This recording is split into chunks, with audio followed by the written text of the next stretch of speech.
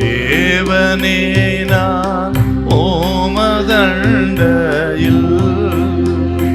இன்னும் நெருங்கி சேர்வதே என் ஆவல் பூமியில்.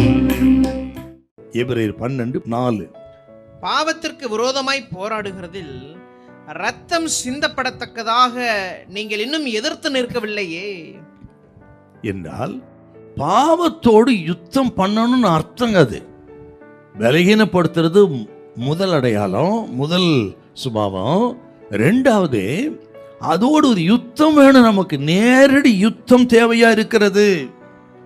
பாவத்தோடு ஒரு யுத்தம். இன்னைக்கு பாவத்தோடு விளையாடுகிறார்கள். கவனிக்கணும், கிறிஸ்தவம் என்பது விளையாட்டு மைதானம் அல்ல, அது ஒரு யுத்த களம். அதனால தான் யுத்த புருஷனா இருங்க அப்படிங்கிறார். நல்ல போர் சேவகனாயிரு, போர் சேவகனுக்குரிய சர்வாயுத வர்க்கத்தை தரித்து கொண்டு நில்லு அப்படிலாம் ஏன் சார் வேதம் சொல்லுதுன்னா, இந்த பாவத்தோடு யுத்தம் பண்ணணுங்க. நம்ம அதுதான் அங்க சொல்றாரு பாருங்க. இதற்கு ஆண்டவரைத்தான் நம்ம பார்க்கணும். அதே 12ஆம் அதிகாரத்துல இது சொல்றாரா. இப்போ நம்ம முதல் வசனத்தை மறுபடியும் வாசிப்போம். 12:1. ஆகையால் மேகம் போன்ற இத்தனை திரளான சாட்சிகள் நம்மை சூழ்ந்து கொண்டிருக்க பாரமான யாவற்றையும் நம்மை சுற்றி நெருங்கி நிற்கிற பாவத்தையும் தள்ளிவிட்டு விசுவாசத்தை துவக்குகிறவரும் முடிக்கிறவருமா இருக்கிற இயேசுவை நோக்கி நமக்கு நியமித்திருக்கிற ஓட்டத்தில் பொறுமையோட ஓடக்கடும்.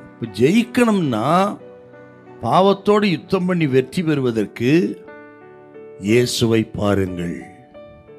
ஏனென்றால் அவர் பாவத்தை ஜெயித்தவர் சிலுவையிலே, சாத்தானை ஜெயித்தவர் இயேசு, பாதாளத்தை ஜெயித்தவர் இயேசு. அவர் ஜெயித்த ஆண்டவரை பின்பற்றினால், அவரோடு கூட இருந்தால் தான் நீங்க பாவத்தை ஜெயிக்க முடியுங்க. தோற்று போன ஒருவரால் பாவத்தை நீங்க ஜெயிக்க முடியாது இல்லையா? இயேசுவை தவிர உலகத்துல யுத்தம் பரிசுத்தமாக வாழ்ந்தது ஒருவரும் இல்லை. அவர் பாவம் அறியாதவர், பாவம் இல்லாதவர், பாவம் செய்யாதவர், பாவிகளுக்கு விலகினவர், மாசற்றவர், குற்றமற்றவர். என்னிடத்தில் பாவம் உண்டென்று உங்களில் யார் என்ன குற்றப்படுத்த கூட கேட்டார். ஒருத்தனமாய் திறக்கல, அத்தனை பேரும் குறை சொல்றவன் என்றால் அந்த அளவுக்கு பரிசுத்தமா வாழ்ந்தார். யோவான் 14:30 படி இந்த உலகத்தின் அதிபதி வருகிறான், அவனுக்கு என்னிடத்தில் ஒன்றுமில்லை, பிசாசுக்குரிய ஒரு புள்ளி கூட இல்லைங்க ஆண்டவர். அந்த அளவுக்கு மகா பரிசுத்தமா வாழ்ந்தவர் இயேசு. அப்ப அவரை பார்த்தால், அவரை பின்பற்றினால், அவர் வசனத்தை அவர் சொன்னபடி நடந்தால் தான் யுத்தம் பண்ணி ஜெயிக்க முடியும் பாவத்தை.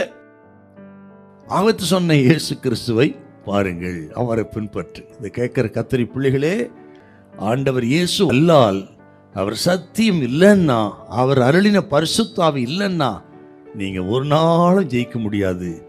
இது ஒரு யுத்தம். ஹல்லேலூயா, ஹல்லேலூயா.